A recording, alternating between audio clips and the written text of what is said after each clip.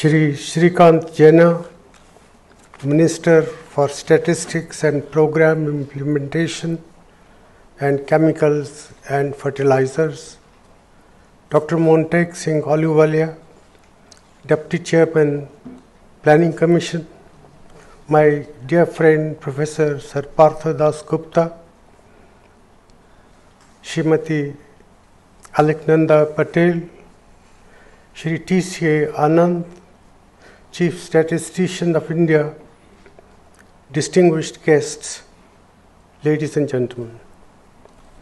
I am delighted to join you on this occasion of this workshop on developing a framework for green national accounting for India.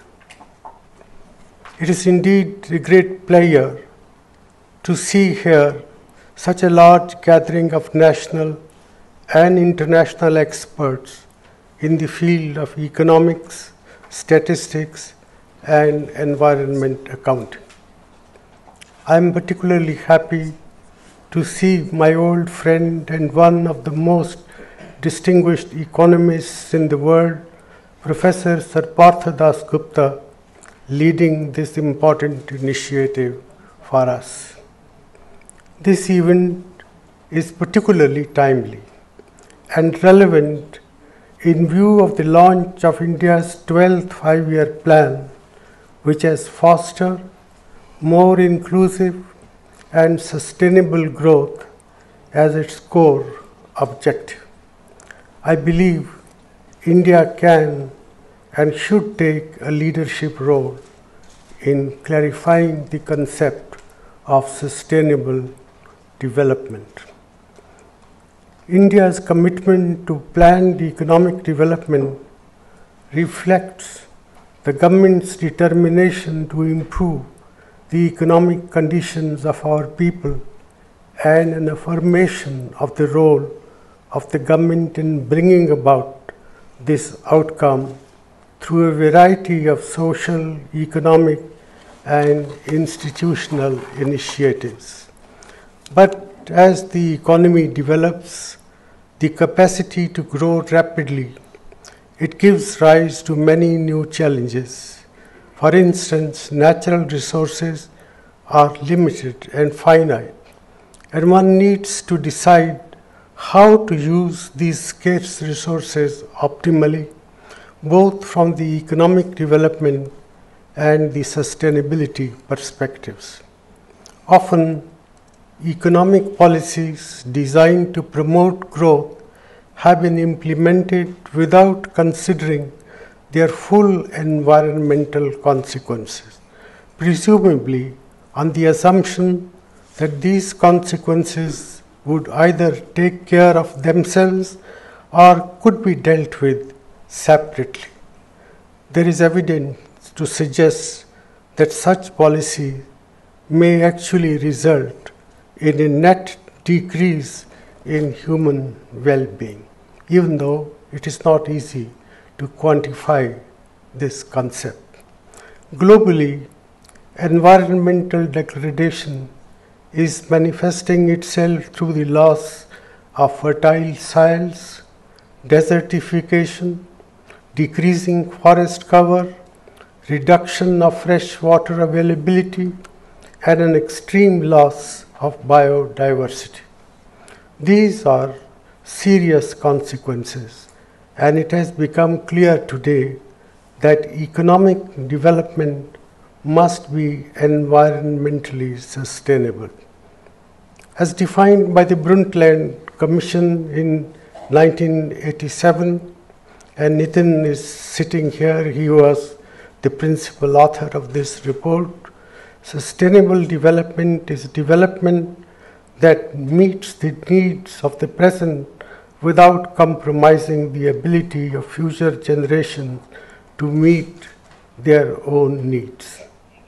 Much has been written on the concept of sustainable development, but by and large, it has remained so far a buzzword.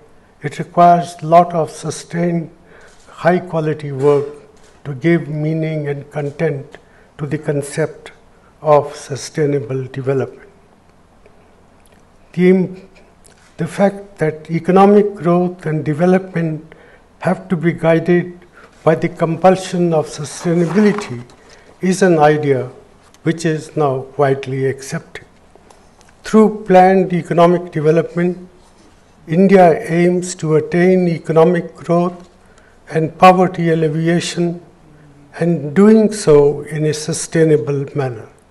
This is all the more important since a significant segment of India's population, particularly the rural poor, depends on natural resources for their subsistence and earning their livelihood.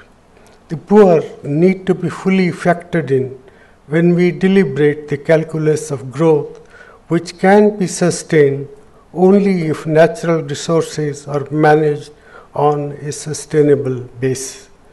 Keeping this in mind, and also because natural capital is an important component to planned investment in achieving development goals, India's 12th five-year plan has for the first time mainstreamed sustainability as its primary goal. The plan document notes that economic development will be sustainable only if it is pursued in a manner which protects the environment, and that there is a need to pay greater attention to the management of water, forests, and land resources. There has been a long-standing argument that contemporary national account systems do not adequately account for the costs arising out of the use of environmental and natural resources, and that GDP is not the best way of measuring the true well-being of nations, because the pursuit of growth can be at the cost of degradation of environment.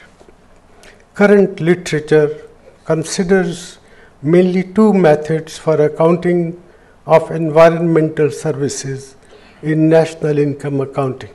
One suggests the extension of conventional national income accounts by developing satellite accounts of environment and natural resources. The other suggests extension of input-output tables for the economy as a whole. As a possible solution to the limitations of national income accounting, integrated environmental and economic accounting has emerged as a new concept. The main objectives of this concept are segregation and elaboration of all environmental and economic accounts, linkages of physical resources account with monetary environmental accounts and balance sheets, assessment of environmental costs and benefits, and accounting for the maintenance of tangible wealth. In this regard, the work done by Professor Sir Partha Dasgupta and his colleagues in developing a conceptual framework for an ideal system of economic measurement is truly seminal. Their central conclusion about the need to measure economics on the basis of a comprehensive definition of wealth and not GDP alone is noteworthy. I am sure that the concepts outlined in this report will form the underpinning of further studies and help develop precise tools for green measurement. Ladies and gentlemen, the Government of India has taken several initiatives aimed at greening the Indian economy. A number of national strategies and policies which inculcate the principle of sustainability are already in place. For example, we have set up a National Clean Energy Fund by imposing a cess on coal, and have also created a compensatory afforestation fund. The National Environment Policy 2006 articulates that only such development is sustainable which respects ecological constraints and the imperatives of social justice. The National Agricultural Policy focuses on sustainable development of agriculture by promoting technically sound and economically viable, environmentally non-degrading and socially acceptable use of the country's natural resources. The National Electricity Policy underscores the use of renewable sources of energy. India's National Action Plan on Climate Change provides a clear strategy for addressing the challenges posed by climate change. An expert group for low carbon strategies for inclusive growth has also been set up. India has also made a voluntary domestic commitment to reduce by the year 2020 the emissions intensity of our GDP by 20 to 25% as compared to 2005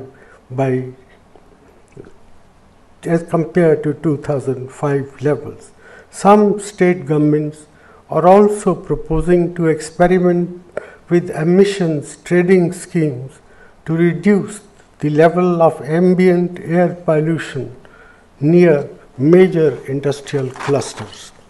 A new initiative that is worth mentioning is the program of the Ministry of Rural Development for greening rural development. This comprises activities that regenerate and conserve the natural resource base and use clean materials, technologies, and processes to create environment-friendly products, livelihoods, enterprises, and jobs. This can stimulate rural economies, help maintain critical ecosystem services, and strengthen the climate resilience of the rural poor.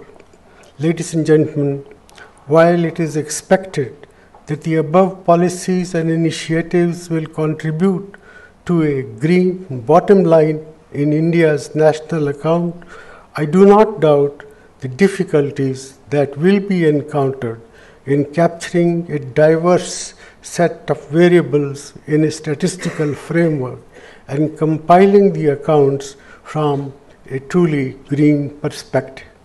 But I am equally sure that the deliberations of your workshop will succeed in delivering practical solutions to the problem of measuring the interaction between the economy and the environment. I hope the Ministry of Statistics and Program Implementation, in consultation with the Planning Commission and the ministries concerned, will take a leading role in implementing the recommendations of this very important group. Once again, I thank Professor Dasgupta and his colleagues for their work, and I wish this workshop all success. Thank you very much.